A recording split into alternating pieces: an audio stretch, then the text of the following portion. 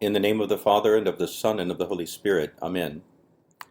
Hello, everyone. This is Orthodox Survival Course, Class 73. Our title today is Orthodoxy in America, Rendering unto Caesar, Part 2. First of all, as usual, I want to thank our benefactors. May the Lord bless you and your family in this year of our Lord 2023. I have not yet become free of PayPal because we can't get Gab Pay to work. If anyone can help with a tutorial on Gab Pay or introduce me to a method other than PayPal that is not too hard to use, I would appreciate it. Those who would like to give me a gift in the old-fashioned way, I don't mean a chicken or silver coins or anything like that, but the old-fashioned, relatively speaking, a check. And although if you want to give me a chicken or silver or gold, that's fine. That's great. But if you want to send a check, you need only write to me at frstevenallen, frstevenallen@gmail.com, and I'll give you my. And I realize I have to get free of Gmail as well, right? We have to abjure Google as well. I'm not a techie, and all these things take such a long time, and for idiots like me. But we've got to do it at some point. So write me at frstevenallen@gmail.com, and I'll give you my real-world address in the physical universe.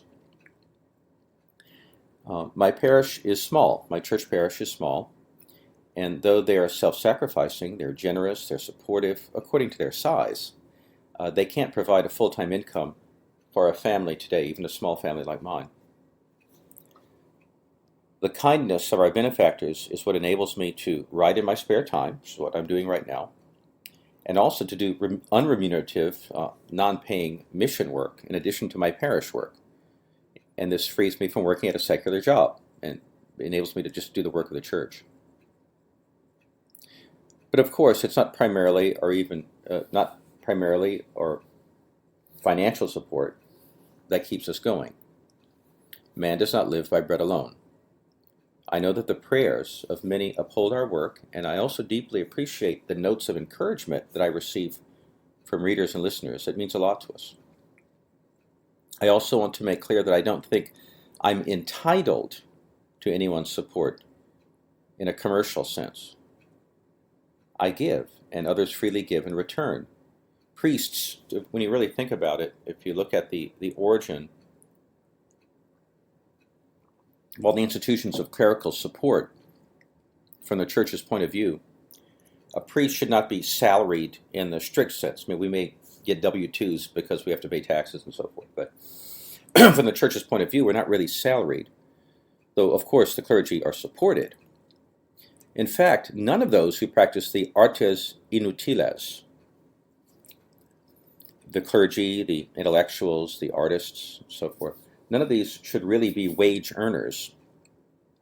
In this respect, I'd like to refer everyone to a beautiful essay by Joseph Pieper called Leisure, the Basis of Culture. He talks about this. So we give, and in return, God willing, we receive honoraria, free support, free gifts, stipends, donations, and so forth, from those who benefit from our labor. That's how it works. Or that's how it should work in a healthy institution or a healthy society. So the apostle writes, "Owe no man anything but to love one another." We'll all be happy when we realize that all is gift. I ask forgiveness again for the long hiatus since the last survival course talk. It's been since October, now is end of January, new style 2023, although it's really in the middle of January in the church's calendar. In the real calendar, today's January 17th, Old Style, the feast of St. Anthony the Great, one of the greatest saints in the history of the church and one of the pivotal figures in all civilizational history. But please believe that I'm not completely idle. It's been a long time since we've done a survival course talk. I'm not completely idle. Perhaps some of you in our audience are not familiar with my other offerings on the Spreaker channel that I have. The Spreaker channel is called Young Faith Radio. It's kind of a joke. I'm kind of poking fun at Ancient Faith Radio because they take themselves seriously. They need to be poked fun at. So go to Spreaker, you know where Spreaker is. You're listening to this on Spreaker, but you can go to my Spreaker channel at Young Faith Radio or Father Stephen Allen, and you can see our other offerings. Okay, our latest projects are a show with recordings of my sermons. So now I've been, of course, giving sermons for 37 years, but I finally started recording them on a regular basis. So our latest projects are a show with recordings of my sermons, and a show, as they call it, with recordings of a class we've started on the Divine Liturgy. We have 2 up so far. I plan to do another one this Wednesday evening. Today's Monday. Earlier projects include sermons on child rearing. I think there were 15 or 16 of those. Sermons on the Creed, and commentaries on the readings from the book of Genesis and readings from the book of Proverbs that we read at Vespers during the Orthodox Great Lent. I've also recorded many of the posts from my blog. I have a blog called orthodoxtruth.org, Orthodox Truth, which these posts usually consist of commentaries on daily gospel readings in the Orthodox calendar, usually with help from Theophan the Recluse and his wonderful little book, Thoughts for Each Day of the Year.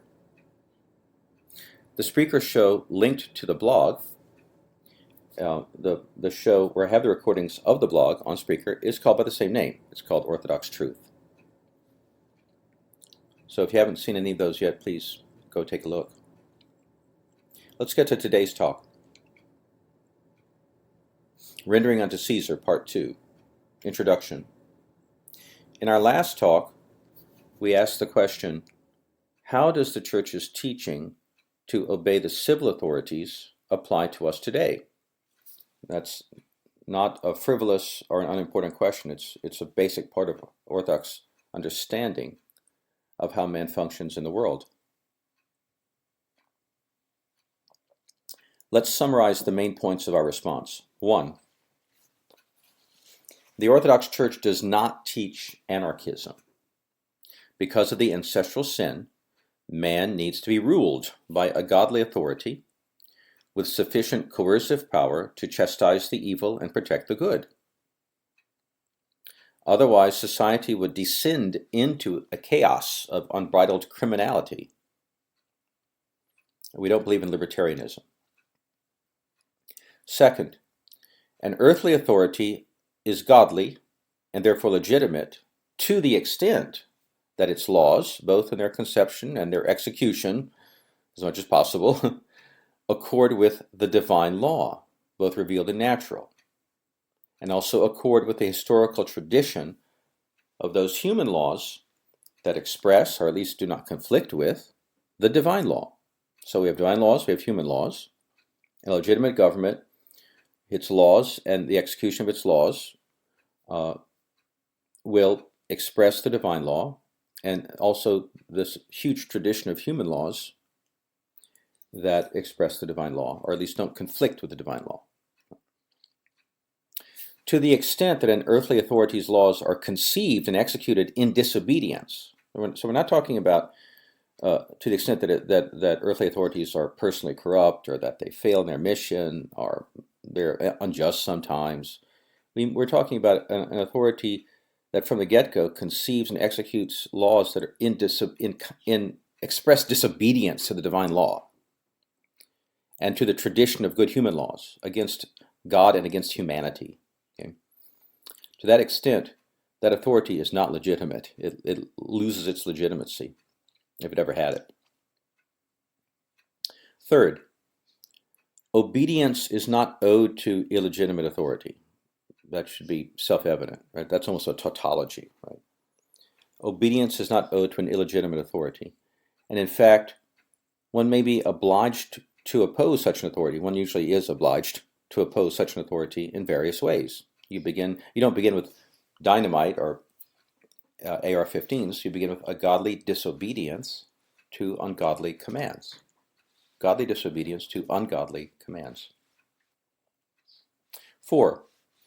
In our time, the historically national governments are in the process of being subsumed into a one-world government.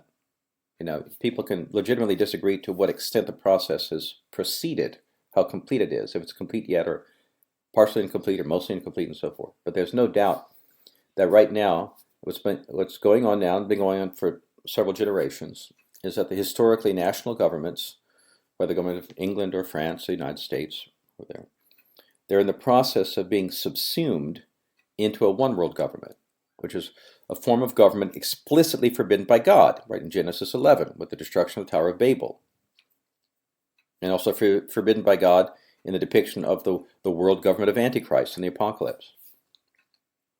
Okay, so they're being subsumed into the one world government. It's a form of government explicitly forbidden by God, and so it possesses no legitimacy. It's anti-legitimate. It's the opposite of being legitimate. So it has no divinely ordained claim to our obedience. World government, to the extent that we live under a world government, the government has no divinely ordained claim to obedience. It's a misapplication to take Christ's command to render to Caesar, take St. Paul's command to honor the king, to obey the king. Well, St. Peter says honor the king. St. Paul says, fear the sword of the king, and so forth. So it's a complete misunderstanding, misapplication of Scripture to say that world government or agencies on the national, state, or local level that express the policies of world government are owed the obedience commanded in Scripture. That's totally upside down. It's 180% wrong. Okay. To the extent that a national government no longer acts in the interests of its nation, but it subjects itself to rule by an internationalist cabal that is not actually a government at all. It's a criminal gang. Okay. It's not godly, but satanic. To that extent, it must be opposed by Christians in a godly disobedience to its ungodly commands. To the extent that governments at the lower levels, in the United States, for example, we have states and counties and municipalities, townships, and so forth.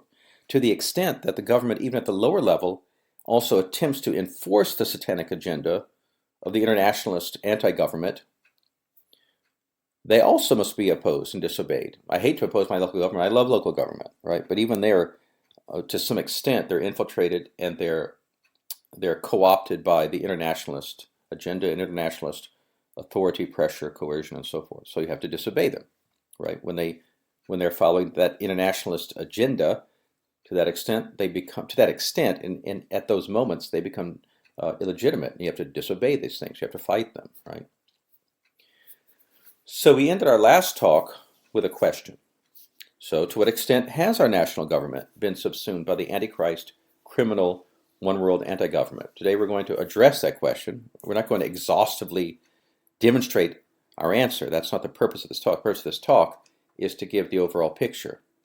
And then anyone who wants to go out and do more detail-oriented homework, you can go do it, and you're going to find a lot to read, and a lot to read by very serious people, not just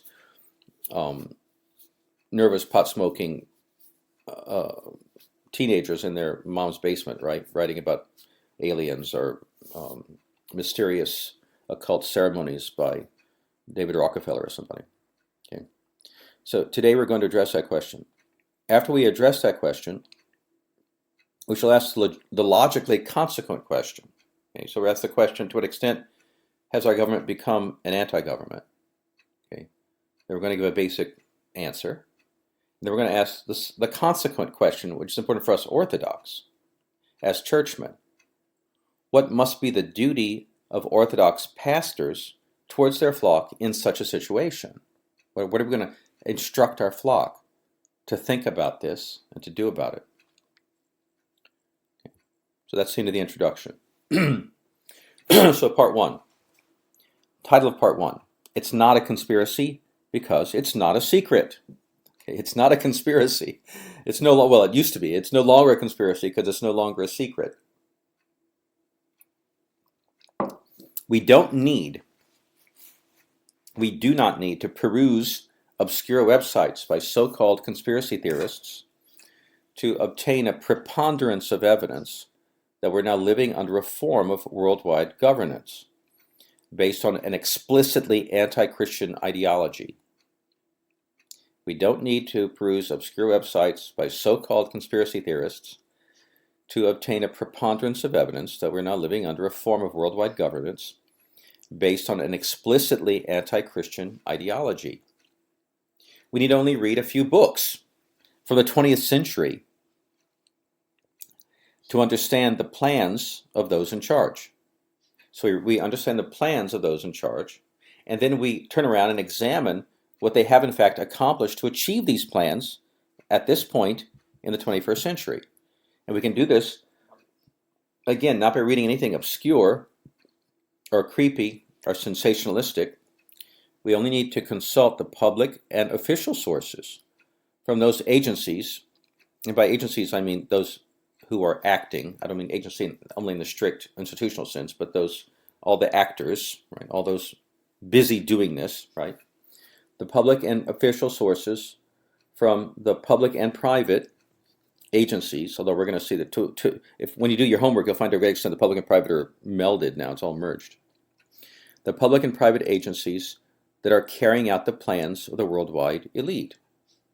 So we read the plans, their plans that they've been revealing for generations now. It's not a secret. And it's not only in obscure places, right? It's in books that kids read in high school. Okay, their plans, and then we have to look at the actual accomplishments of the private and governmental agencies that have been tasked with carrying out the plan, and we see from, for the last 100 years, say, how far do you want to go back? Say, go back to the Federal Reserve Act during the World War I period. Choose a date, say 100 years. Okay. Examine all this from completely public sources, completely establishment sources, and you can evaluate how much they've carried out the plan. So to understand the type of society that this world elite is creating, what they want to create, you can start with 3 books. 2 of them are famous, and you've already heard of them, you may already have read them. Okay. Brave New World by Aldous Huxley, published in 1932. 1984 by George Orwell, whose real name was Eric Blair, in 1949. And Tragedy and Hope by Carroll Quigley in 1963. Of course, 2 of these men are Englishmen. Quigley's an American, but they're part of the one Anglosphere civilizational block, right? They're talking about the same things, and they're talking about the same people. So Brave New World by Aldous Huxley, 1984 by Orwell, and a book you may not have heard of, Tragedy and Hope by Carroll Quigley. You may not have heard of it because it's not a popular book. It is an academic work. Tragedy and Hope by Carroll Quigley, published 1963.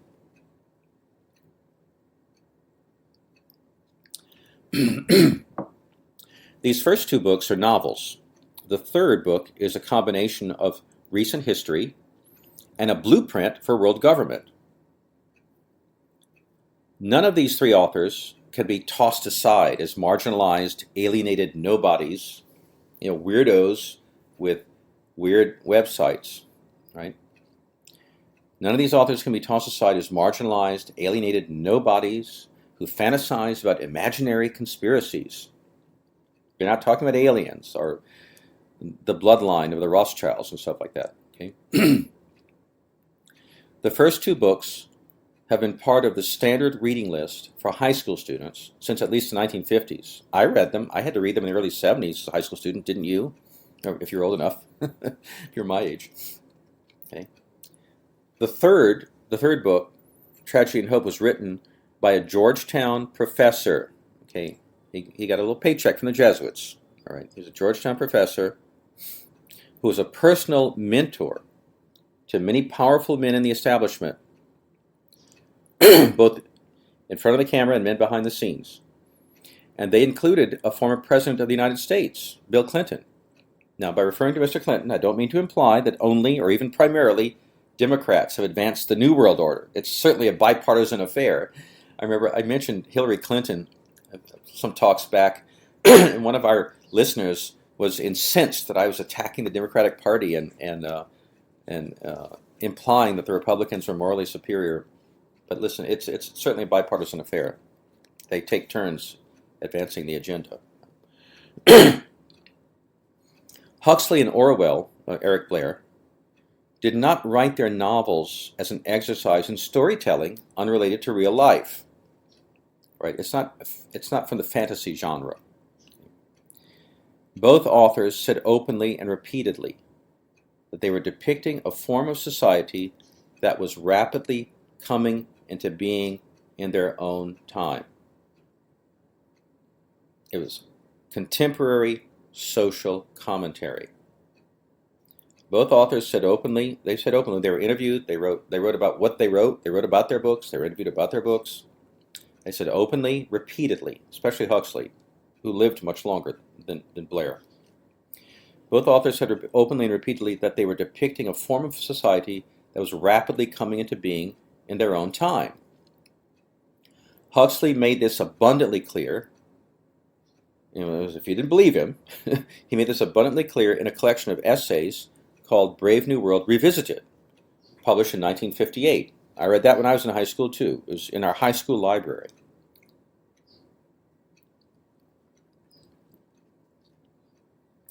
Neither author saw himself as a fantasy or science fiction writer predicting a distant future.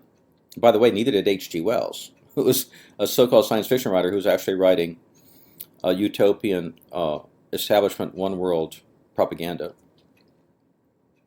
Neither author saw himself as a fantasy or science fiction writer predicting a distant future. They were social critics holding up a mirror to their contemporaries, describing forms of society that were already in the early stages of formation. Both men were in a position to know what was going on. Orwell as an insider in the socialist movement, right? And preeminently, even more importantly, and more powerfully, Huxley, who was a member of a family that was extraordinarily influential among the British intelligentsia in the 19th and 20th centuries. Think Thomas Huxley, Darwin's bulldog, Julian Huxley, the great 20th century ideological leader of Darwinism and scientism. Huxley's part of this group. He's part of this family. He's one of them. Both Orwell and Huxley created dystopias. Their books are dystopias. Visions of a society in which human life is debased almost to the point of being subhuman, of being unrecognizable as a human life. You can see how this is a demonic agenda. Like the demons hate the image of God in man, much less are attaining the likeness of God. And the demons want to create a society where it's almost impossible to act like a human being. Okay.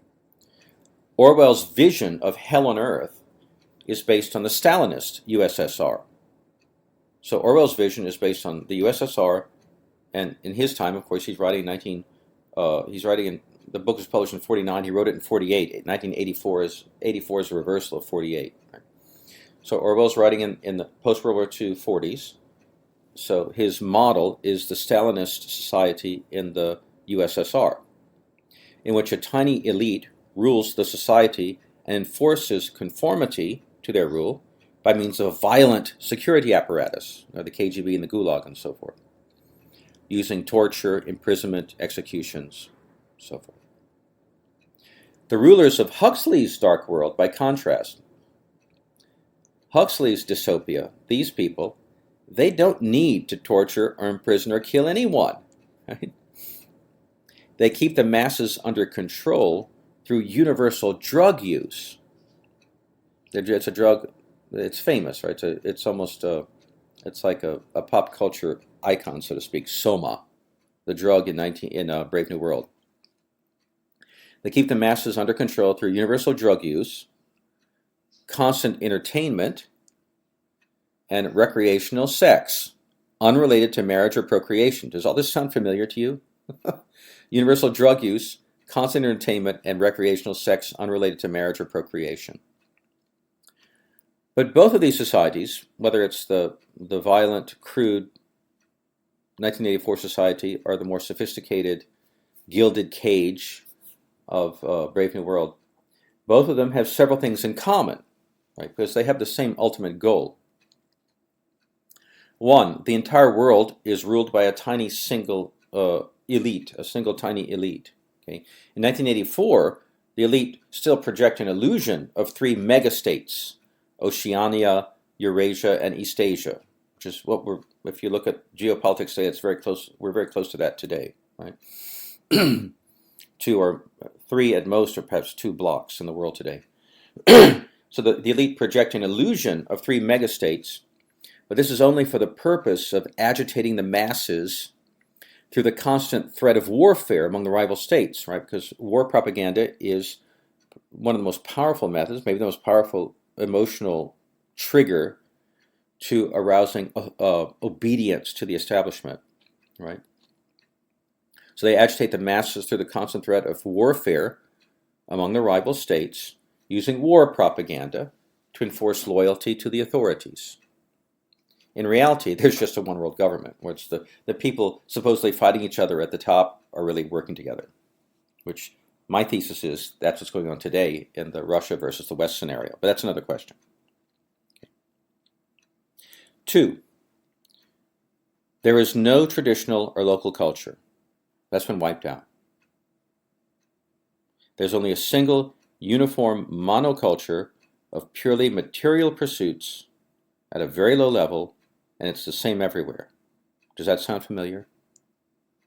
There's no traditional or local culture, no organic culture. They've wiped that out. There's only a single uniform monoculture of purely material pursuits at a very low level, appealing to very low passions, very low tastes, and it's the same everywhere. It's a world. It's world on the level of McDonald's, okay, at best. 3, there are no families. Or at least in 1984, it's kind of invisible. It's not clear what's a family is in 1984, but whatever it is, it's a meaningless shell of its former self. In Brave New World, Huxley takes us further. It's explicit. Human beings are produced in laboratories. The famous opening scene of Brave New World is the baby laboratory. Human beings are produced in laboratories. Marriage and family are considered abominations. There's a scene in Brave New World where they're brainwashing the students in a school to have a visceral, physical, negative reaction to words like mother and father. And mother and father have been abolished as words. Does that sound familiar? And so mother and father, marriage, family are considered abominations that have been abolished. They not only disappeared, people are told these are horrible things, they're abominations. 4, the masses have no interests higher than day-to-day material pursuits of the lowest type. Does that sound familiar? In 1984, it's beer, football, and watching the news about the war that's going on. Fancy that. It's beer and football and watching the news about the war. In Brave New World, it's drugs, sex, and movies. Oh, come on, Father Stephen, that's a conspiracy theory. That doesn't happen. That's not real. Let's talk about it again. In 1984, it's beer, football, and watching the war news, which is propaganda, of course. In Brave New World, it's drugs, sex, and movies. Of course, that has no relationship to our life today. If you think so, you're a conspiracy theorist, right?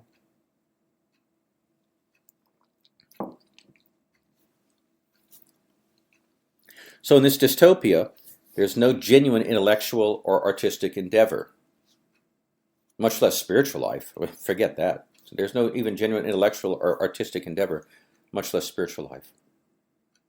5, there are no loyalties other than to the world state, to Big Brother or the world state of Brave New World. All intermediate structures, all intermediate relationships, all intermediate societies, church, nation, ethnos, local community, family, that's all been stripped away. There's nothing between the individual and the authoritarian world state. Nothing in between. That's your only loyalty. That's your only link to your neighbor. Now, of course, obviously, all of this is familiar to us in 2023. Very familiar to us. Not as pure fantasy, of course. These are accomplished goals, or they're goals on the very fast track to being accomplished. Okay, thus the novels. Now, Carol Quigley's book is not a novel. It's a serious academic work. Indeed, it's a magisterial study might say the paradigmatic magisterial study that describes the history of the world from 1890 to 1960 as the history of the progressive movement towards the one world state. It's a magisterial academic work that describes the history of the world from 1890 to 1960 as the history of the progressive movement towards the one world state. In contrast to Orwell and Huxley, who projected ambivalence in their attitudes toward their imaginary societies, you don't know exactly whether they're for or against it. Okay. Huxley especially never made it clear whether he was for or against the Brave New World. You can see interviews with Huxley. You can read his essays, and it's always kind of this British, indifference to everything. This is happening. There's not much you can do about it. Okay. In contrast to this ambivalence, Quigley was an open and assertive proponent of world government. He was for it, and he was teaching young people in the program, the Foreign Relations or Diplomacy grad school at Georgetown back in the 50s, teaching them to be internationalists. That was his goal, right? You think you're going to represent the United States, but really you're representing this effort to world government. Everybody, anyone who's attended a graduate school in foreign relations in the past 60 years will tell you that is what the professors tell you. Okay, this is not a secret. Okay. Here's how Quigley is described on the page on Amazon. Okay, talk about mainstream, right? This is a page on Amazon where the book is being sold to this day. Carroll Quigley. He lived from 1910 to 1977. 1910. Carroll Quigley, 1910 to 1977, was a highly respected professor at the School of Foreign Service at Georgetown University. He was an instructor at Princeton and Harvard. Oh, the Ivies. Talk about establishment, right? He was an instructor at Princeton and Harvard, a consultant to the U.S. Department of Defense, the House Committee on Astronautics and Space Exploration. Oh, we got to go into space, right? That's important, right? Space exploration. And the U.S. Navy. So Orwell and Huxley then described the dystopia that was already in formation in their lifetimes, okay? But imaginatively, right, in its future aspect as an accomplished fact sometime in the future. Quigley, on the other hand, as a social scientist, a historian, a sociologist, a political science guy, he's writing a nonfiction book to describe and promote the actual means that were and are being used to create the future society. Okay. Now, these means should be familiar to all of us by now. Okay. They're not the stuff of legend or the stuff of fantasy literature. They're what we have right now. Okay. A single banking system, or a single worldwide banking system, consolidating government and private business into one monopolistic entity. They just meld into each other. Brainwashing of the masses through media technology and education, and also drugs. Right? Eradicating traditional loyalties, national, local, family, much less religious loyalties. Right? Destroying religion and morality, and so forth. That's all in the fast track now. This is not a secret. Okay. These three books are just a start. I'm not saying that that they're the only thing you could read. There's a vast literature. Okay. These three books are just a start, but all three have an advantage, which is they both introduce and summarize what we're describing in a very fluent way. Okay, they're very readable. Okay, and they're paradigmatic. Okay. There is a vast literature about all this out there. It's a vast literature, of course. We know that, or we should. An educated person should know that. Okay, and much of it. And probably many of the important foundational works, of course, predate the internet. And you don't have to sit there and surf the internet all day long to find out about these things. Just go to the library and ask what, history and English teachers were giving their students to read, like when I was a teenager. Okay. There's vast literature about this. And it's perfectly rational academic and artistic literature, written by respected academics, essayists, novelists, poets. Okay? Our purpose today is not to go into all of this literature, not to do the detailed study. Okay? The study of just one aspect of this vast movement of history. It is the vast movement of history of the 20th and early 21st century. The study of just one aspect of this vast movement of history could occupy all of your time. That's not how most of us should be occupying our time, or even know how to occupy our time. Okay. For example, you could spend a professional lifetime studying the ubiquitous brainwashing techniques that every large institutional structure now uses. Every government, every big NGO, every media establishment, everybody, every school, okay, or every establishment type school. Okay. These brainwashing techniques are ubiquitous, and they use them to make people ignorant and to deactivate rationality and free will. You could spend your whole life studying just that, okay? Or you could spend your whole life studying how the elite worked through the Frankfurt School to destroy sexual morality and the family, which is almost now an accomplished fact, right? You could spend your whole fresh academic lifetime studying the history of the centralized banking system, going back to the Renaissance and then going on steroids during the 20th century to the point where we are now. You could spend your whole professional lifetime studying the looming threats of these new, or at least newly discovered threats of transhumanism and artificial intelligence, which is part of the next stage of the process. Right? If there are scholars among us Orthodox people, who want to tackle any of these projects in service to the Orthodox Church, to describe them, to warn us about them from the Orthodox point of view, well, God bless you. God prosper your efforts. We need specialists like that, right, who are Orthodox. But our purpose today is to see the big picture. That's my job. The big picture is perfectly clear. The big picture is perfectly clear for anyone who's willing to see it, who doesn't want to delude himself for the sake of the psychological comfort that does come with deactivating one's moral will in the face of evil. If one might be tempted to believe that what Huxley and Orwell and Quigley are describing, if you want to believe those are fantasies, or they're just a blueprint for world government that has remained theoretical for the most part, that doesn't really exist now. Okay, all right, if you believe that, you just go and examine the public and official literature of well-known internationalist organizations. You just go to their websites or read their histories. The United Nations, with its myriad umbrella agencies, and by the way, the World Council of Churches is one of these agencies on the United Nations umbrella.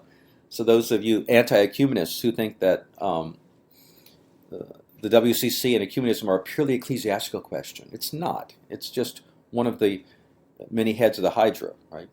The United Nations, with its myriad umbrella agencies, the publicly available information about non-governmental organizations such as the Council for Foreign Relations, the Rockefeller Foundation, the Soros Open Society Foundation. Read these kind of things. You can read peer-reviewed academic histories of the world banking system. Okay, this is all readily available. So those are the plans, those are the blueprints, those are the goals, those are the agendas. And then you follow up, after you read those things, study those things, totally publicly available, no secret. Again, it's not in the website of some weird paranoiac in a corner somewhere. This is a vast literature published by these people telling you what they're doing. Okay. Then you follow up with studying the history of our government, the American government, or you could say the Canadian or British government. Okay. Study congressional legislation in America. Study executive policy. Study judicial proceedings, and the behavior of this vast bureaucratic system we have now. Go to the period of World War I, and starting with the administration of Woodrow Wilson, to the present. See the trajectory of congressional legislation, the judiciary, the financial management of the country, and so forth. Okay. And you can understand clearly that the goals of the former, the goals of the of the one worlders, right, United Nations, Rockefeller, and so forth, these goals have been steadily achieved through the actions of our government. Okay? So our formerly national government has by now degenerated to a great extent. I can't demonstrate it's total, right? But it's to a significant extent. There's a critical mass of degeneration, right? From a genuine constitutional authority, which deserves our respect and loyalty, right, into a hostile and alien managerial interface, right? It's hostile. They hate the people they rule, and it's alien. And I don't mean that alien sense of somebody who crossed the Rio Grande from Mexico, but alien in the sense of the elites don't really think of themselves as American or English or French. They're loyal to each other, not to us. Right? So it's our national government, which was formerly this model, right, of Republican government, loyal to its the American people, has degenerated from a genuine constitutional authority, deserving respect and loyalty, deserving the command to obey the government that we see in Scripture.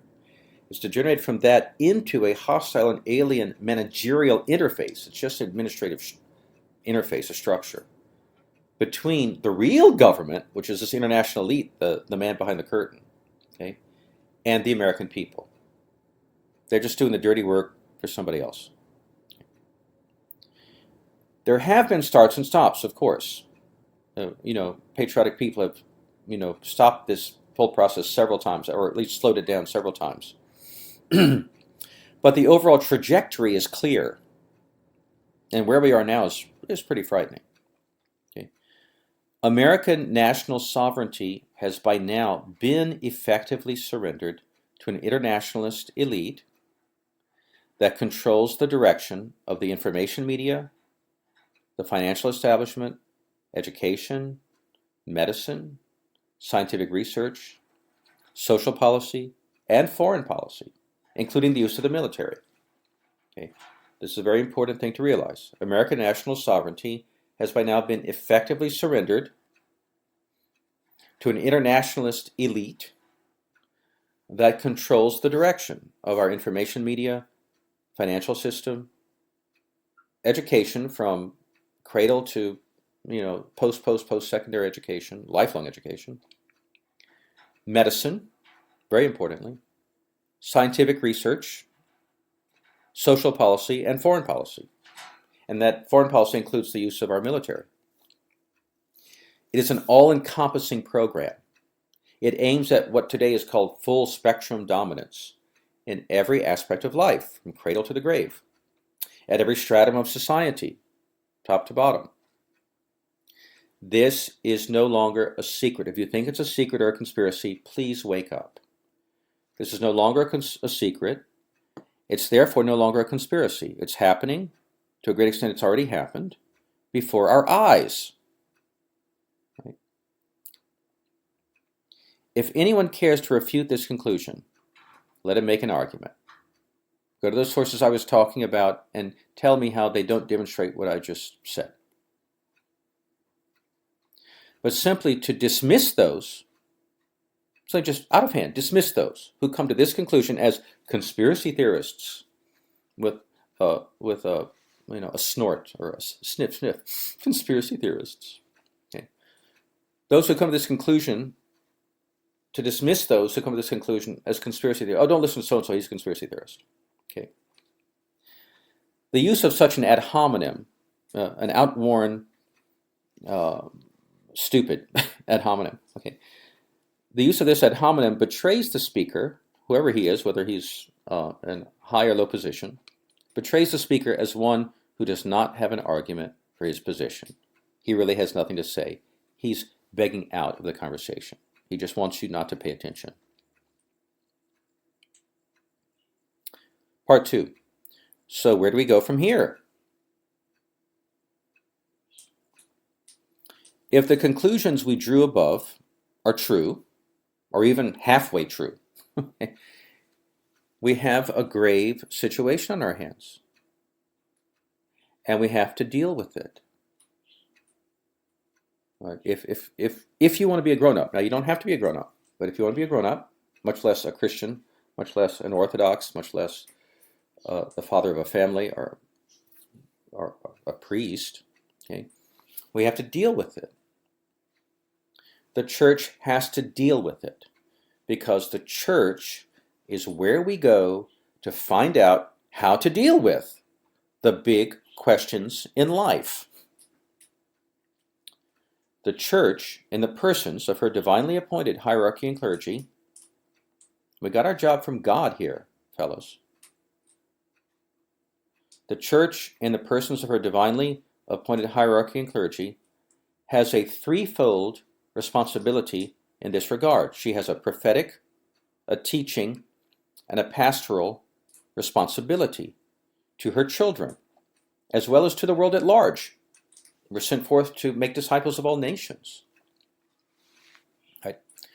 Her prophetic mission, the church's prophetic mission, is to do what real prophets have always done, usually in the face of great opposition against the establishment, right?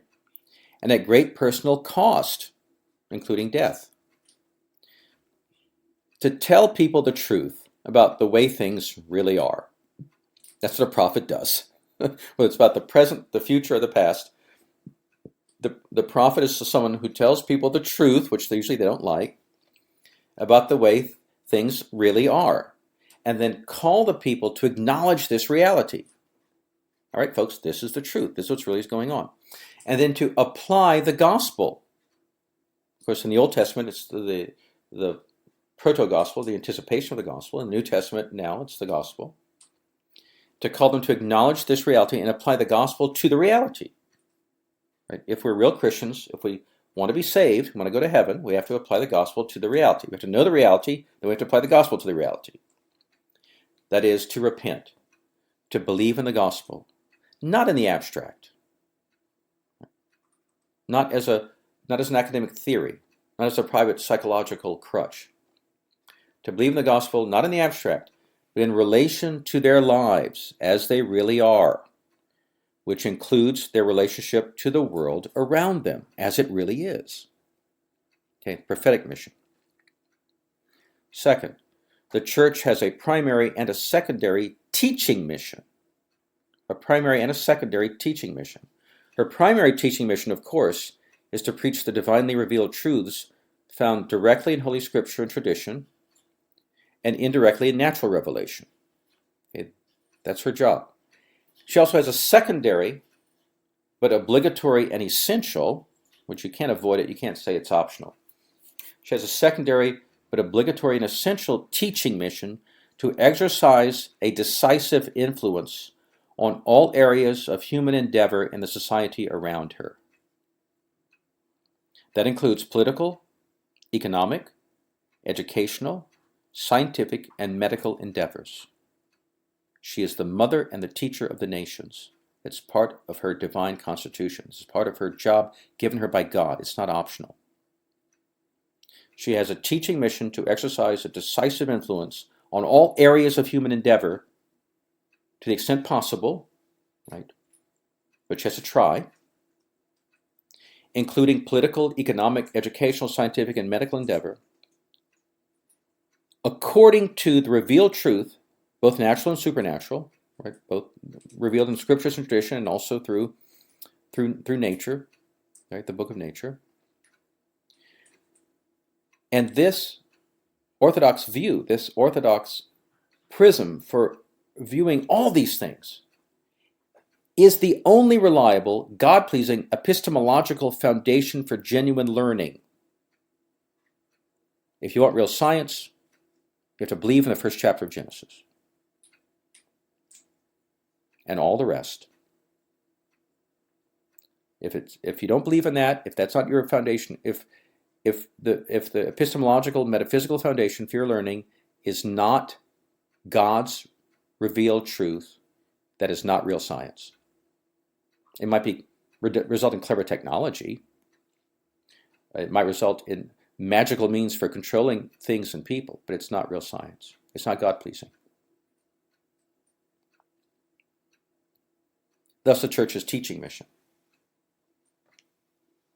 Her pastoral mission includes giving guidance to her faithful children who are facing moral choices in all areas of their lives. The church's pastoral mission includes giving guidance to the faithful who are facing moral choices in all areas of their lives, not only the internal arena of the individual's struggle with the passions and the acquisition of personal virtue, but also in the external arena of the believing Christian's relationship to his family, local community, and the world at large. I'll say this again. The church's pastoral mission includes, it obliges her to give guidance to her faithful children who are facing moral choices in all areas of their lives. Not only in the internal arena of the individual's struggle with the passions and the acquisition of personal virtue. Well, of course, that's essential, it's basic, but it's not the only thing we do. We also have to give this guidance in the external arena of the believing Christian's relationship to his family, local community, to the world at large, to the society he lives in. Right? This includes the task of exercising a decisive, unapologetic, assertive, intransigent Orthodox influence on personal choices involving domestic concerns, such as marriage and family and child rearing, as well as choices involving the family's relationship to society in all of its aspects: economic, educational, political, scientific, medical. We are economic beings, right? We're beings that participate in education. We participate in the politia, the politics. We participate in learning and science. We need medicine, right? That's all part of being human. And there's nothing that's human that's foreign to the church's concerns. And also nothing human that should not be brought under the church's authority. At least her moral, and I'm saying institutional authority, but moral authority. Now the question is, why do pastors who believe they're going to answer to God, right, for the souls of their parishioners, why do pastors hesitate? They check out. They say, they make a separate peace. They say, this isn't my business. Why do they hesitate in the face of these responsibilities? Why do they wish to confine their teaching strictly to historical dogmatic questions? Let's talk about the Third Ecumenical Council. And I don't want to talk about medicine or stuff like that. Why do they wish to confine their teaching strictly to historical dogmatic questions or personal asceticism, to the church's internal sacramental and liturgical activities? Of course, those are primary to us as priests, but why do we confine our mission just to those things? Well, here are three answers I can think of. These are, in my opinion, I'm proposing these three answers. I think they're all legitimate. They're probably not the only reasons. But here are three answers I can think of, none of which involves a moral judgment. I'm not judging the people's motives. Okay, God alone knows the heart. But none of these answers that I'm going to propose why these men check out and don't want to deal with this, or even attack those of us who deal with it. None of these involves a moral judgment of these men who shrink from their prophetic and teaching and pastoral office. But they involve matters of typical human limitations, or maybe a lack of understanding and ignorance of some truths they simply don't know about, or assumptions they don't know they have. One, priests are not interested in these sorts of things.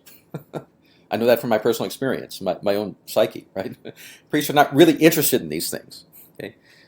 There's the obvious answer that no one likes getting out of his comfort zone, right? No, you don't like getting out of your comfort zone. So if you're upset because your priest won't talk to you about COVID or Ukraine or something, just remember, nobody likes getting out of their comfort zone.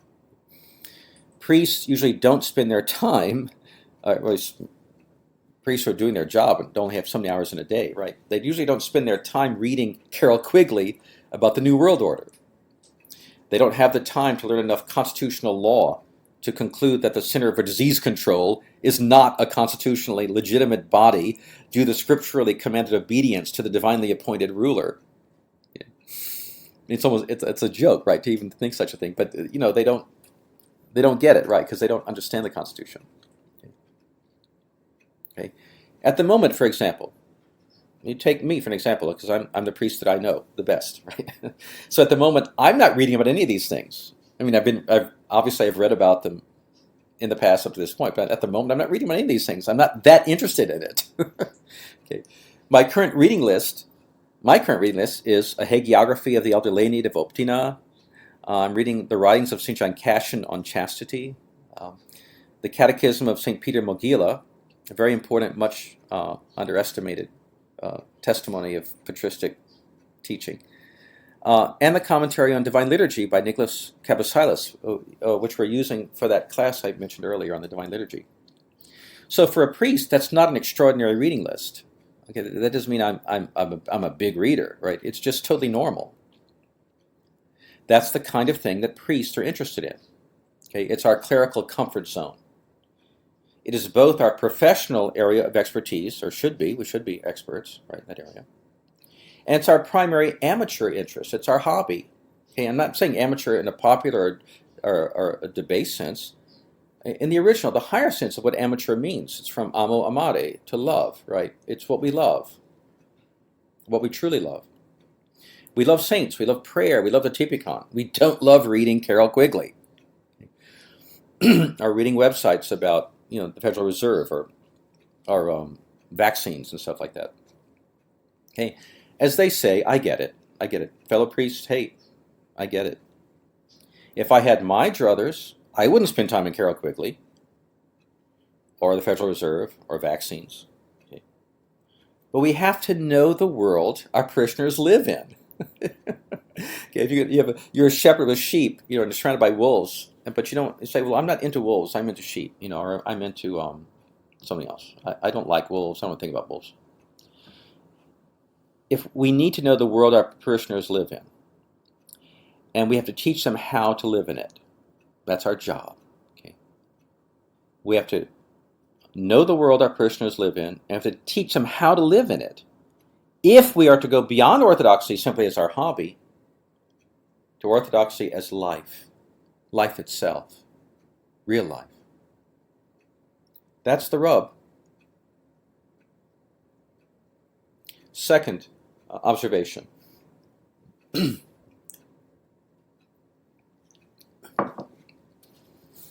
Excuse me. Fragmentation and obsession. The ask the experts delusion. Fragmentation and obsession, the ask the experts delusion. Another reason why pastors don't address these real world issues is that priests, as men, are just as much a product of the societies they live in as are the laity they care for. Right? We were born into the same world, drank the same water, put on our pants the same way.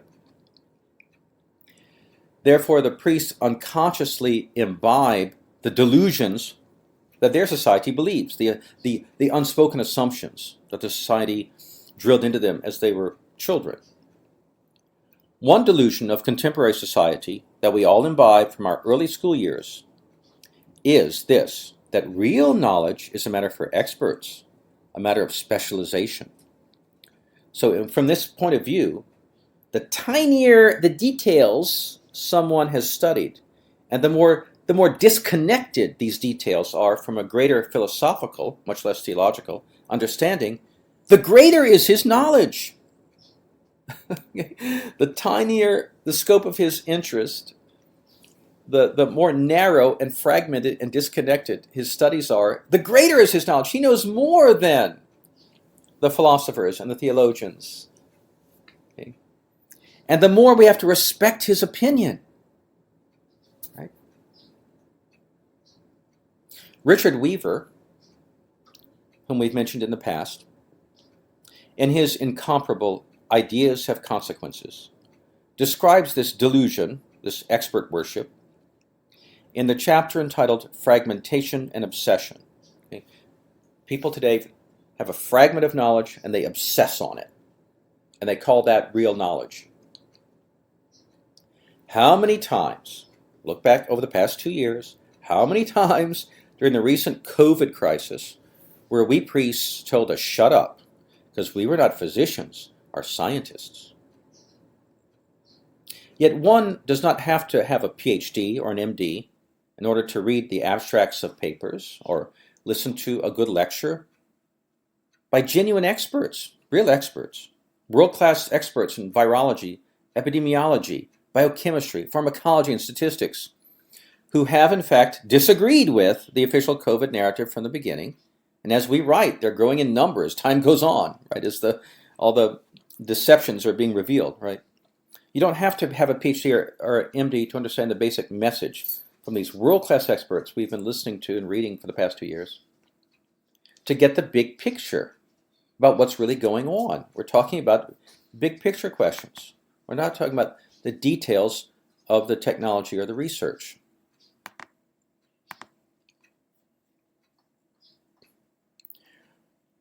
To understand the big picture, one has only to have some common sense and to be a conscientious, careful reader or listener who ignores the heavily funded, mendacious establishment propaganda and looks for real evidence, for serious evidence and serious arguments for scientific claims that are being put forth.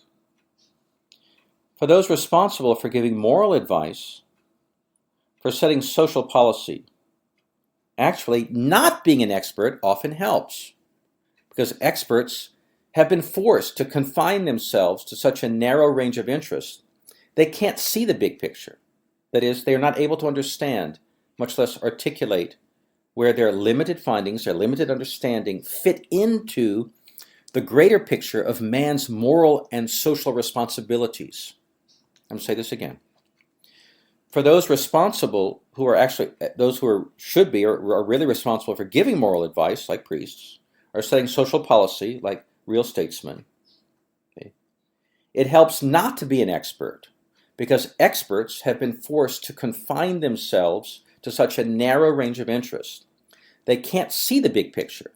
They're not able to understand, much less articulate, where their limited findings, their limited understanding in their little area, where this fits into the greater picture of man's moral and social responsibilities.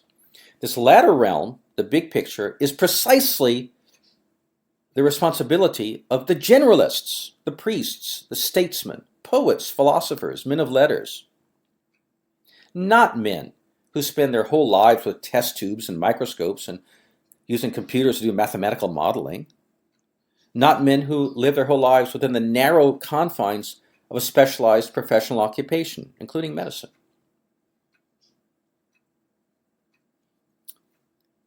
Now, so the second problem is this acceptance, even by priests who should be big picture people, right, of the idea that these narrow, specialized experts who only have a little fragment of knowledge and obsess in that fragment of knowledge, that somehow they have moral authority over our parishioners. Now, when you put it that way, you realize that's what they're saying. That's really crazy. Okay. So this is related to a third problem I'd like to speak about, which is a Cartesian dualism. By Cartesian, I'm talking about René Descartes, the father of rationalism, in a way the father of the whole modern philosophical project, who believed in a radical dualism between spirit and matter. That there's the mind is what's primary or real. You get real knowledge from the human mind, and then there's matter, which is dead. Okay, it's just stuff out there. That's the foundation of the whole modern philosophical project. Okay. It's a delusion. So this latter misunderstanding, the one I've just talked about, involving an unconscious acceptance of the error of the fragmentary nature of true knowledge. This misunderstanding I talked about in point 2, the unconscious acceptance of the error of the fragmentary nature of true knowledge. That true knowledge is fragmentary. It's for experts. The acceptance of this error is related to this third error, the third problem I can think of, which is even more serious. It's the most serious, because it can lead to dogmatic heresies in the areas of Christian anthropology, epistemology, Christology, soteriology, our understanding of what the church is, what the church's great commission to teach the nations means. Everything. Okay. When we read the statements of various church authorities, for example, which have decreed that the matter of taking or not taking the so-called COVID vaccine, which we now know beyond all cavil is not a vaccine, but it's a form of genetic engineering technology they're putting into people. Okay. So when we read the statements of various church authorities, for example, there's just one example, which have decreed that the matter of taking or not taking the so-called COVID vaccine has no relationship to our pastoral concerns, that pastors have no moral responsibility to guide their flock in such a matter, and that any and all physicians, anyone with an MD or a PhD in pharmacology, any expert, right, whether Orthodox or heterodox Christian, or a Muslim, or a Jew, or an atheist, a New Ager, a communist, a Satanist, whatever, as long as he has that MD behind his name,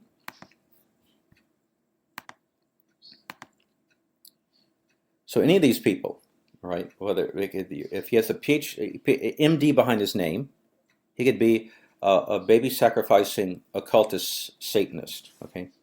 But he has total authority over the bodies of our spiritual children in such matters, and the church has no authority, whatever. When church leaders say things like this, we can only conclude that the authors of such statements, whoever they are, we trust that they've done this through carelessness, through ignorance, not malice. Again, God alone knows their hearts. We can only conclude that such church authorities have, at least unconsciously, rejected Orthodox anthropology. They have rejected Orthodox anthropology, and they have adopted some kind of an anthropology based on Cartesian dualism, on the basis of which we are to accept that man is, as Descartes famously said, a ghost in a machine. And man is not the body-soul unity revealed in Holy Scripture. Of course, if people don't really believe in the literal truth of Genesis 1, it's an easy step, right, to become a Cartesian. We trust through carelessness and not malicious intent that such men have rejected Orthodox anthropology, and they have adopted some kind of an anthropology based on Cartesian dualism, on the basis of which we, their followers, we're under obedience to these people, right?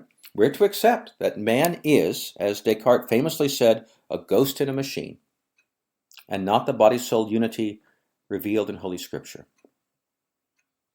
Such a position, of course, implies not only the obvious anthropological heresy involved, it implies heresies regarding the incarnation, the literal truth of scriptural history, the sacraments, the ascetical life, the very nature and constitution of the church, you name it.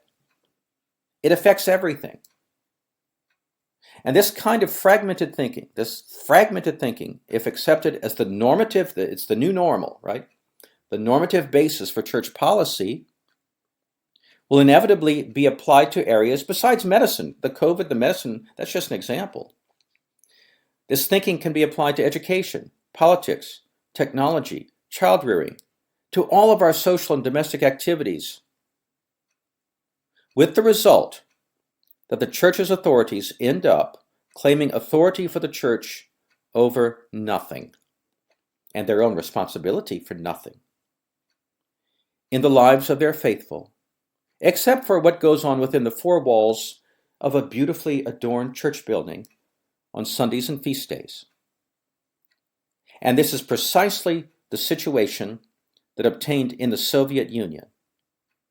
It is a policy condemned by the right-believing new martyrs and confessors as surgeonism. And the shame of it is that the bad guys they're not going to have to kill millions of us to achieve this result. They didn't a couple of years ago with COVID. The bad guys, sorry, my phone was giving me a message there, notification. And the shame of it is the bad guys won't have to kill millions of us to achieve this result of surgeonism, as they did in Russia after 1917. They had to kill 60 million people to bring this about. Right? They don't have to kill us. We're sleepwalking into a shameful self-destruction, we are going to perish not with a bang, but with a whimper. That's where we're heading if this problem is not addressed. Some conclusions. To return to our original question, is the current American national government a divinely blessed authority requiring our obedience or not? The answer is this: to the extent that its policies are in the service of the goal of world government, to the extent that its policies are in the service of the goal of world government, its commands are not blessed by God, and far from being entitled to godly obedience, such commands require godly disobedience. We don't need to know if the final Babel of the personal Antichrist is being built before our eyes. We don't need to interpret Apocalypse to know this. We do not need to know if the final Babel of the personal Antichrist, the ultimate personal Antichrist predicted by the Scriptures. We don't need to know if this final Babel, this final world government, this final Antichrist authority is being built before our eyes. We can conclude, however, with confidence that a form of a new Babel, a world governance in the spirit of Antichrist, is obviously being formed. To the extent that this world government has replaced the legitimate government of the American Republic, to the extent that it's replaced our genuine constitutionally formed American Republic with the policies, the activities, the goals, the rules of the world government. To that extent, it is our patriotic duty, fully in compliance with the teaching of Holy Scripture, in obedience to God, to resist such an illegitimate anti-authority. Furthermore, it is the duty of the church's pastors to provide this resistance with their prophetic teaching and pastoral leadership in activity and authority.